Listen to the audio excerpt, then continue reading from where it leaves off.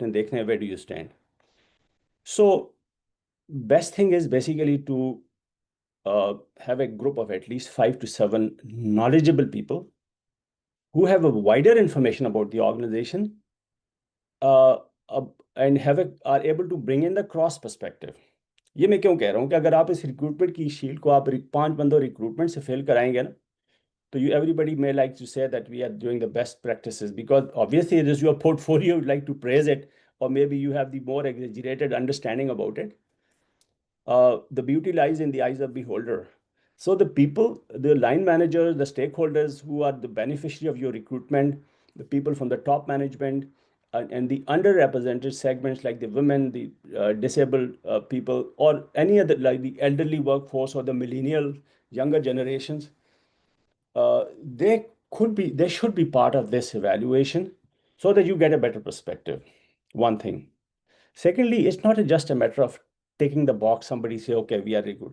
There has to be an element of qualification, justification for it, right? So, for example, you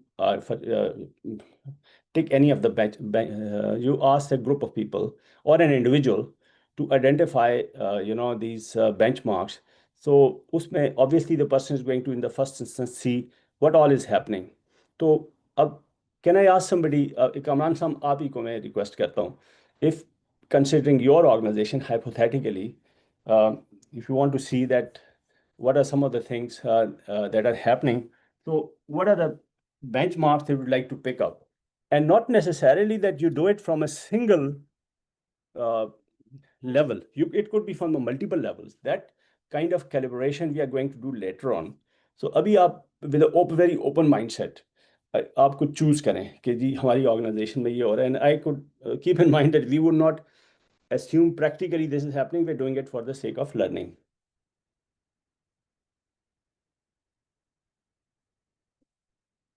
Are you able to see it, or Kamran sir, since you are on the mobile phone, I'm not sure you're able to see this. If anybody else wants to speak, I'm okay with it. I'm sorry, Zahid Saab, as I said, I'm in transit, so I've limited visibility. कोई बात नहीं. Sorry, Okay. thank you. Okay, Thank no you. problem. मेरिलू आप कर लें. Sure. आप मुझे ये बताएं कि, So, for example, 4.9 is happening, 4.11 is happening. I'll just take it and then we'll generate the discussion. So, for instance, I could say that yes. Which one? We are at 4.14 for sure. Or? Not 4.1, but 4.14. 4.14. Okay. 14. We do use external firms, so 4.12. 4.12. 4.11 as well.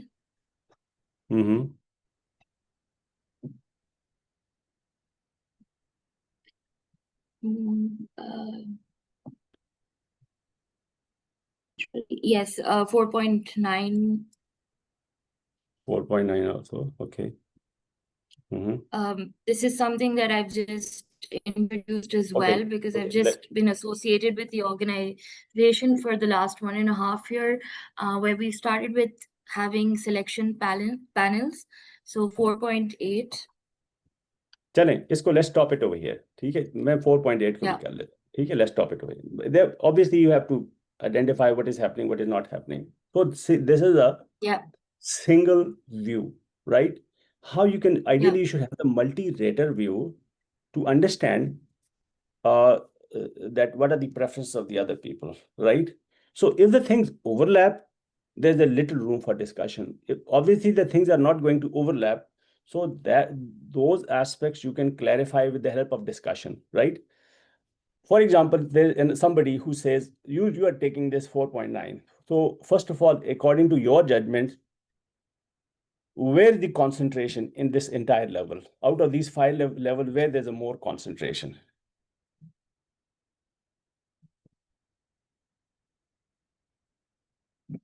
पांच level है ना आपके पास, उनमें आपके जो benchmarks आपने select किए हैं ज्यादा कॉन्सेंट्रेटेड कहाँ पर हैं? It's more in the proactive approach. It's more in the proactive. ठीक है? Yeah. It's very obvious, right? अच्छा, Yeah. proactive में अब क्या है कि आप देखती हैं कि मैं 3 चीजें कर रही हूँ. अब ये proactive reactive से ऊपर है. ठीक है? That means that Right. you fall in this zone. ठीक है? Yeah. और in terms of the performance, first thing is to build consensus. You say that interviewers conduct culturally competent interviews, right? Somebody say it's not happening, no.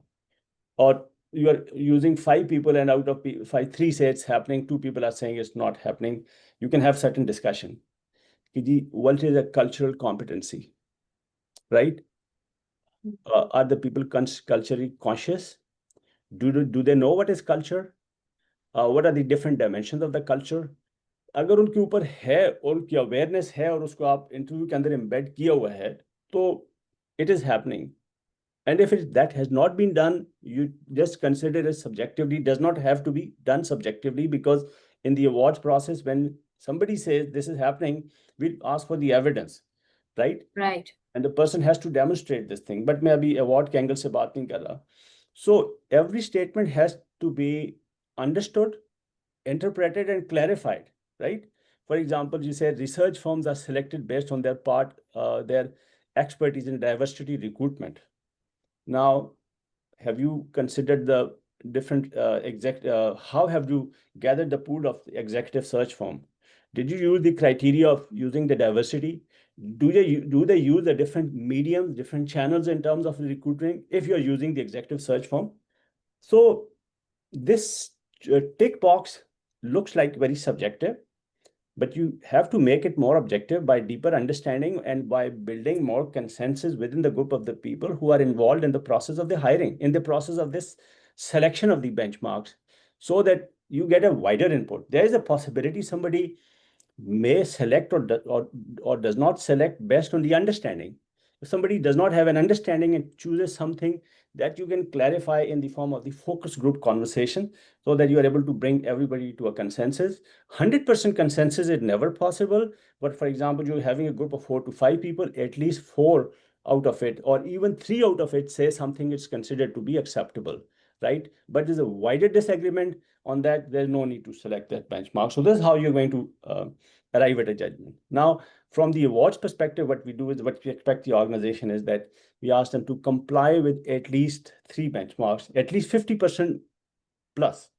50% plus, what does it mean? There are 4 benchmarks over here. So if they meet 3 and more, they are considered to basically not qualify, but eligible to be considered for that particular category, but they would only qualify when they provide the evidence. Now, if you look back, in this case, you have chosen, for example, 1 in the progressive, 3 in the proactive, 1 in the reactive. So this is, at the back end, this is configured like this, that you have, this is where is your concentration and you are more proactive, right?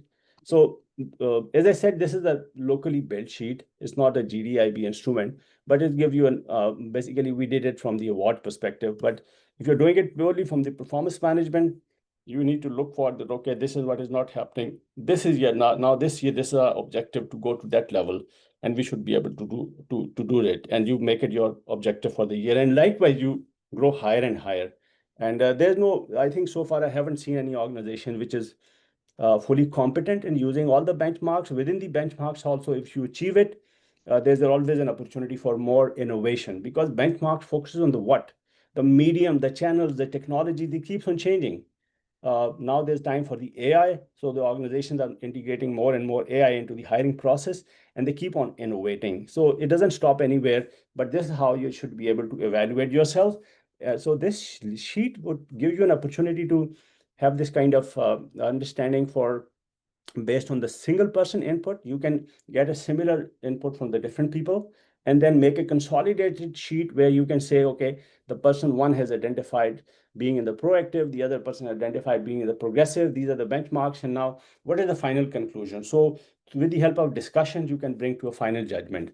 So this is the only thing with regards to this sheet that you need to understand, but make sure that whatever benchmark you basically identify, there should be a clear understanding and clear evidence there's no limit to the evidence. It could be as bare minimum, or it could be as generous as possible, but at least to an extent, this should be convincing. For example, you not identify the cultural aspect, what culture you are promoting in the organization. There are, I think those of you who have done certification, there's a clear dimension of the culture. What is the authoritarian culture? What is the more kind of a inclusive culture? There's not inclusive is not the right term for it, but masculine culture, feminine culture. So unless you do not promote an understanding, and without that, if you think that our interviews are culturally competent, it would not be fair. So proper understanding is important. I stop over here before I go to the slides. Any questions you have? Anyone? I know the scenario could be different, but for the sake of understanding, since we have to conclude also, I asked just one of you, but I suggest each one of you to use this sheet and make some sense out of it in terms of doing the organization analysis, and do it realistically in your organization. Open this thought for everyone. And one thing more also, using the right stakeholder is important. For example, if you're evaluating the vision, strategy, and the business impact, and you're using only the HR people, it would be unrealistic. This is something, the vision strategy is being dealt at least at the board level,